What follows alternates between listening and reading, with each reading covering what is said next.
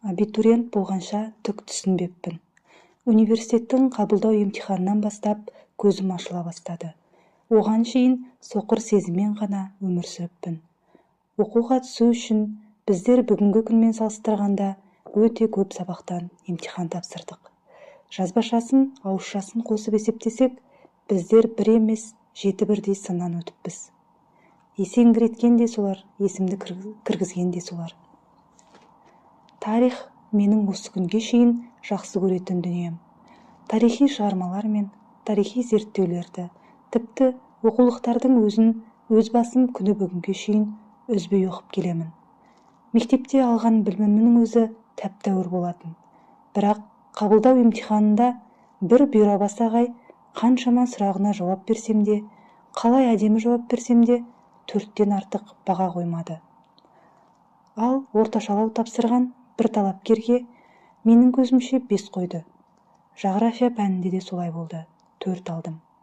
Ал Арменияның халқы 40 миллион деп жауап берген жігітке 5 қойды. Бірақ ол бәрібір түсе алмай кетті.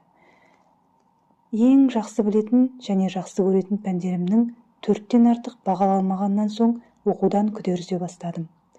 Тіптен шалғай, тіптен түкпірде туып, алыс ауылда өскен біздер үшін орыс тілі мүлде бейтаныс, мүлдем жұмбақ тіл болатын.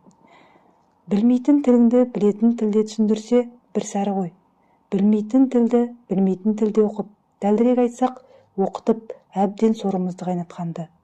Енді міне соның зардабын тартатын болдым. Соны ойласам, төбе шашым түк тұрады. Егер қойып жатса, бұл жолы 3-тің өзіне ырзамын.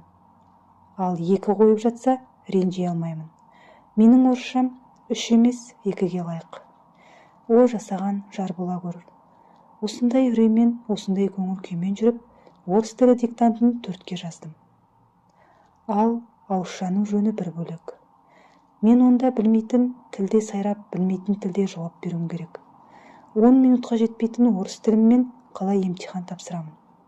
Бірақ қалай қайғырғанмен, қалай қақсағанмен, қалай жылағанмен бәрібір тапсыруға тиіспін. Тәуекел деп кірдім де кеттім емтиханға. Емтихан алушылардың саны көп емес. 1-2 адам. Оның да біреуі кіріп шығып жүреді. Отырмайды. Біреуі тапжылмайды. 2 көзі билет алған талапкерлерде. Басқаларға қандай сұрақ келгенін білмеймін, ал маған ақылға қонбайтын қырсық сұрақтар беріпті. Горький и мировая литература. Мемлекеттік емтихан болса бір сары. Мектептен жаңа шыққан сары ауыз балапанға осындай сұрақ қоям екен. Кешегі мектеп оқушысы, оқушы түгіл студент түгіл мұғалімдердің өзі, тіпті кейде бір ғылым кандидаттары осы сұраққа жөнді жауап бере алар ма екен? Ақылға сыймайды. Әйтсе де бұл сұрақ мені қорқыта алмады. Орысша білмесем де қазақшаға аударылған кітаптар арқылы орыс жазушыларын, тіпті шетел жазушыларын да тәп-тәуір білетінмін. Көркем әдебиеттің өзін ғана емес, әдебиет және искусство журналы арқылы әдеби талдаулар мен шолуларды көп оқитынмын. Сол мақалаларда Лун Синді Қытай Горкийі, ал Андерсен Нексені Данияның Горкийі деп жататын. Говард Фаст деген жазушы болған. Бүгінде оны ешкім де білмейді. Кезінде оны Американың Горкийі деп мақтайтын. 10 минутқа әрең жететін шолақ орысшамен осының бәрін былықтырып айтып шықтым. Емтихан алушы әйел біресе оңға, біресе солға бұрылды. Біресе жоғары қарады, біресе төмен қарады. Орыс тілінің омыртқасын біраз мұждау деймін. Мұғалімнің 2 беті қып-қызыл боп алаулап кетті. Ұлы орыс тіліне қиянат қана емес, обал жасап отырған мен емес, өз секілді сезінсе керек. Тіптен абыржып, не істерін білмеді.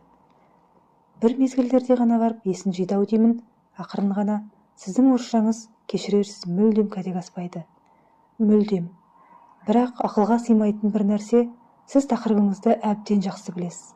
Бұл тақырыпты талапкерлер түгіл, студент түгіл, аспирант, тіпті кейбір ұстаздардың өзі біле бермейді. Мұндай сұрақтың емтихан билетіне қалай кіріп кеткеніне таңым бар деп біраз отырды. Не істерін білмеді ғой деймін, алдындағы қағазды шыжбайлап сыза берді. Әйтсе де, деді содан кейін сөзін жалғап. Орысша өте нашар сөйлегеніңізге қарамай, қиын сұрақтың өзіне тәп-тәуір жауап бердіңіз. Байқаймын, Қайнаған қалың қазақ ортасынан келген оқушысы ғой. Тілді ала үйреніп кетесіз. Құдай қаласа, сізден түбінде жақсы әдебиетші шығады. Шығуға тиіс. Мен сіздің болашағыңызға сенем. Сондықтан 5 қоям деді. Мен әрине өз құлағыма өзім сенбедім. Қуанғаннан жүрегім жарылып кете жаздады. С дей беріппін. Спасибо дегім келген болу керек. Мектеп есігін жаңа ғана жапқан ауыл баласының қайбір данышпандық ақыл болушы еді. Ойлаймын келіп ойлаймын. Кейін сұрастырып білдім. Тарихтан емтихан алған мұғалім өзімнің жақын жерлесім болып шықты. Тіпті жерлесім болмай-ақ қойсын. Дұрыс жауапқа дұрыс баға қоюы тиіс емес пе? Өмір босағасынан енді аттаған тап-таза талапкер балаға осылай қиянат жасауға бола ма? Менің бағамды түсіріп, біреудің бағасын өсіріп болғанмен, біреулердің жетектеген жетесіз жақындары бәрібір оқуға түсе алған жоқ. Ал түскендері оқып жартпады. 1-2 айдан кейін белгілі болды. Көркем әдебиетке, тілге ешқандай қатынасы жоқ мұжан топай біреулер болып шықты. Бір жаманы солардың кесірінен қабілетті талапкерлер сыртта қалды. Соңынан білдім, солардың бірі кейін қазақтың көрнекті жазушысы болған өлерінің алдында Абайдың «Қателік» атты романы үшін мемлекеттік сыйлыққа ие болған Рамазан Тоқтаров. Балы жетпегендіктен университетке өте алмай, шет тілдері институтының француз факультетіне түсіп, соны бітіріп шықты. Маған ойламаған жерден 5 қойған жомарт мұғалімнің кім екенін де кейін білдім. Қыз күніндегі фамилиясы беймәлім. Сол кездегі фамилиясы Поссе, аты жөні Татьяна Владимировна. Бірде сабақ берген жоқ, бірақ анда-санда көріп тұратынмын. Кейінірек көз жазып қалдым. Бірнеше жыл өткеннен кейін Александр Жовчис деген әдебиетші және аудармашыдан сұрап көріп едім, ол оны бірден мақтай жөнелді. Айтуына қарағанда өте адал, не болса да әділін айтатын тура адам болған екен. Саяси қуғынға ұшыраған қазақ, орыс және еврей интеллигенциясына батыл ара түсіп, біразын аман алып қалыпты. Жовчистің осы әңгімесінен кейін мен ол туралы өлең жаздым. Біраз жылдар жатып, кейінірек Қылыш пен Қанжар кітабыма кірді. Өлең тұсаукесер деп аталады. Осы бір азамат әйелдің, көреген ұстаздың алдында мен адам ретінде, ақын ретінде де мәңгі қарыздармын. Мен оны ешқашан ұмытқан емен. Өмірдің әр белесіне шыққан сайын Татьяна Владимировнаны бір еске алам. Қазақ КСР жоғары кеңесіне депутаттыққа ұсынылып, сайлаушыларыммен алғаш рет кездескенде де мен ол кісіні есіме алып, қарыздар адам ретінде атын атап өттім. Шынын айтсам, маған кезінде өте керек, кезінде қол ұшын берген, маңдайымнан сипаған, қолтығымнан демеген жақсылар мен жайсаңдар, Құдайға шүкір, аз емес. Мен өзімді шарапаттың шуағында өскен бақытты гүлдердің бірі деп санаймын. Ұлы Отан соғысынан кейін Батыс Қазақстанның жағдайы, соның ішінде менің туған ауданымның тұрмысы, хал-ахуалы жақсы бола қойған жоқ. Жартылай аш, бүтіндей жалаңаш ғұмыр кештік. Нанды талонмен алып тұрдық. Ертемен сатылатын сол нанның өзіне бір күн бұрын кешкісін барып тіркеліп, сол дүкеннің түбінде түнеп шығатынбыз. Аудан орталығының нан дүкені биіктеу бір төбенің басына орналасқанды. Әрең дегенде қолым жеткен бір буханка нанымды қолтықтап, әлгі төбеден түсе бергенімде көзім қарауытып, басым айналды. Төңіректе қара түнек басты да, ененің жасуындай ғана жарық қалды. Сәлден кейін ол да өшіп, мен жалп етіп құладым.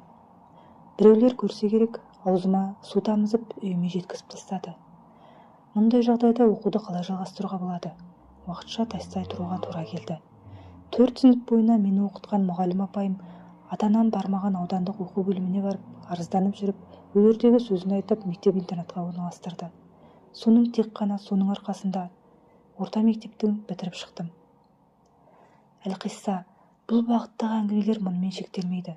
Өмір жолында маған оң қабақ танытқан, аузыма су тамызып, жылы сөзімен жұбатқан, жүрек шуағымен жылытқан жайсаң жандар жөнінде әлі талай сыр шертпек ойым бар. Ондай ойларым болмаса, мен бұл кітапты жазбай-ақ қойған болар едім. Университетке түсу, барынша мол білім алу басты мақсаттарымның бірі.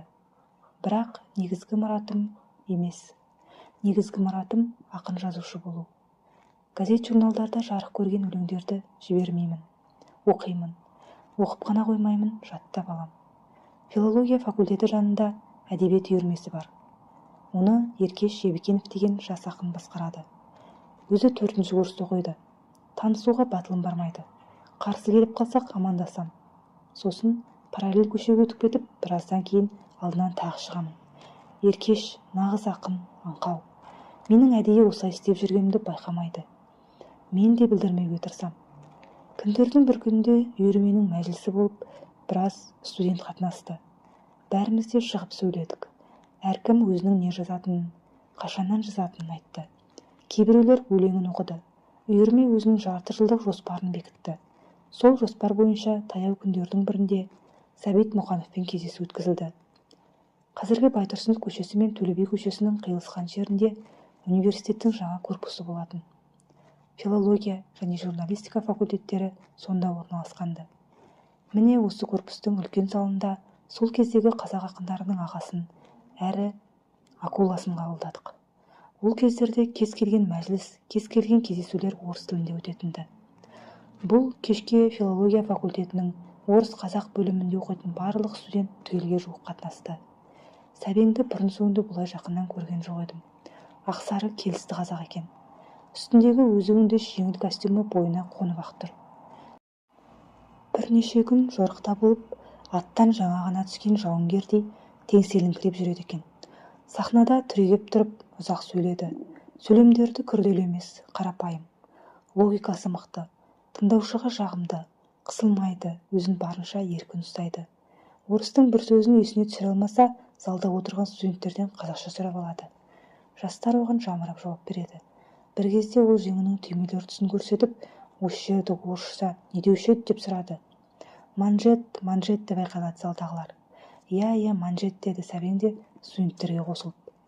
Сәбең негізінен 30-шы жылдардағы орыс ақындары, әсіресе Маяковский және оның серіктестері туралы ұзақ және қызықты әңгімелер айтты.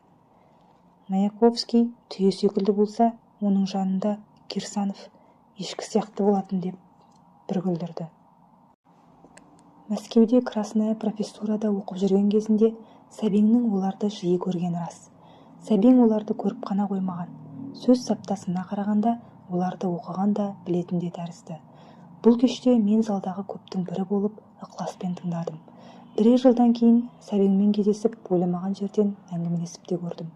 Аңғай білдірген де мен емес, Сәбеңнің өзі. Ол кезде мен университетті бітіріп, жақында ғана ашылған Балдырған журналында қызмет істеп жүргем. Жазушылар одағына жиі барам. Бұл жолы да сол жерде жүргенмін. 2-ші қабатта Сәбеңмен жолыға кеттім. Сәлем бердім. Сен осы қай баласың, деді Сәбең маған жылы жүзбен. Қадыр Мырзалиев деген балаңызбын, дедім. Қадыр Мырзалиев деген ақын сен бе едің, деді ол. Мен сені сыртыңнан жақсы білемін. Қазақ балалар бақшасына баратын немерем сенің өлеңдеріңді жатқа біледі. Сөзін жазған Қадыр Мырзалиев дейді тақылдап. Өлеңдеріңді ғана емес, сын мақалаларыңды үзбей оқып тұрамын. Сен өзің байқаймын, высокий штильмен жазады екенсің. Мысалы, Ілияс Омаровтың кітабы туралы жазған еркін серпінің сондай, деді ол. Үлкендердің аузынан мұндай жылы сөз естіп көрмеген сорлы басым сасып қалсам керек. Сен неге үндемейсің? Менің стиль демей, штиль дегеніме таң қалып тұрсың ба? Таң қалма. Ломоносов заманында көбіне көп штиль деп жазған. Кез келген ақын жазушы, әсіресе әдебиет есігін енді ашып, сөз сарайына еніп келе жатқан жастарын жетім бала тәрізді біреу-міреу арқамнан қақса, басымнан сипаса деп тұрады.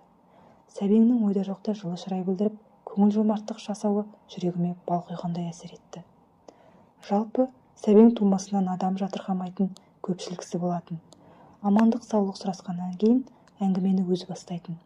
Бірде жазушылар одағының дәлізімен оң жаққа қарай бұрылып бара жатып, әдеби қордың ашық тұрған есігінен Сәбеңді көріп қалдым да барып сәлем бердім. Кабинет директордың кабинеті, бірақ иесі жоқ. Сәбең жалғыз. Сірә директорды күтіп отырған болу керек. Баяғы сол жайдары көңілді қалпы. Аман саулық сұрасып болған соң, асығып бара жатпасаң отыр, деді. Бұл жерде асығыс не шаруа болушы еді, отыра кеттім. Әңгіменің неден басталғаны есімде жоқ. Бір кезде Сәбең, сен осы көп білесің, көп ізденесің. Айтшы маған, осы мына сахна классиктер атанып жүрген Мұхаң мен Ғабиттің пьесалары Мәскеу, Ленинград театрларында неге қойылмайды, деді. төбеден түскендей. Мен үшін бұл мүлдем қиын мәселе. Оның үстіне менің ол кезде театр мен драматургиямен шұғылданып көрмеген кезім. Қайдан білейін сәбе, шынын айтсам, шұғылданбаған, ойланбаған мәселем дедім. Көркем әдебиет негізінен тілдің жемісі ғой. Мұхаңның тілі де, Ғабеңнің тілі де ұлттық бояуға қанық. Оларды басқа тілге аудару өте күрделі болса керек. Сірә дедім, өз болжамымды айтып. Мен сенің бұл айтқаныңа қанағаттана алмаймын. Қулық жасап тұрсың. Меніңше мүлдем олай емес. Тіл қай кезде де проблема. Бірақ кілтін тапсаң, ол да қиын шаруа емес. Мәселе тілде емес, мәселе шығарманың өзінде. Көтерген идеялық көркемдік мәнінде, жүгінде, образдарда, көрермендерге оқыс жаңа дүние ұсынуда. Ал Мұхтар мен Ғабиттің еуропалықтарға ұсынатын ештеңесі жоқ. Бұлардың айтып жүргендері оларға бұрыннан таныс. Жауыр болған дүниелер. Оқиға өзгеше болғанмен, ой баяғы. Орысша айтқанда вторично. Әңгіменің дәл осы тұсында әдеби қордың директоры келіп қалды да сөзіміз шорт үзілді. Сәбеңмен қоштасып өз жұмысыма кеттім. Әйтсе де бірер күннен кейін сол жазушылар одағында Сәбеңмен тағы жолықтым. Сәбең мені қолтықтап тұрып, жүр, бос кабинеттің біріне барып, әнеугүнгі әңгімені одан әрі жалғастырайық. Ол өзі өте маңызды мәселе деп, бос тұрған екінші хатшының бөлмесіне алып кірді. Сосын, мен осы Аймауытовты білесің бе, оқыдың ба деп сұрады. Жоқ, білмеймін. Оқыған емеспін. Әрине Аймауытовты білсеңдер, Сәкен Бейімбет Ілиястарды оқыған жоқсыңдар ғой, солай ма деді. Өкінішке орай солай сәбе. Бұл өзі белгілі бір азаматтардың ғана емес, бүкіл елдің, бүкіл қазақтың трагедиясы ғой. Бірақ қайтеміз, бұл арыс болды, бояуы сіңді. Десек те менің айтайын дегенім бұдан басқа. Айтайын дегенім Аймауытов, мәдениетті қазақ прозасы, тіпті драманың өзі осы Жүсіпбектен басталады. Тек бір ғана Аймауытовтан айырылуымыздың өзі біздің әдебиетімізді жарты ғасыр кейінге ысырып тастады. Бір Аймауытовтың өзі бір көркем қол, бір әскер сияқты еді.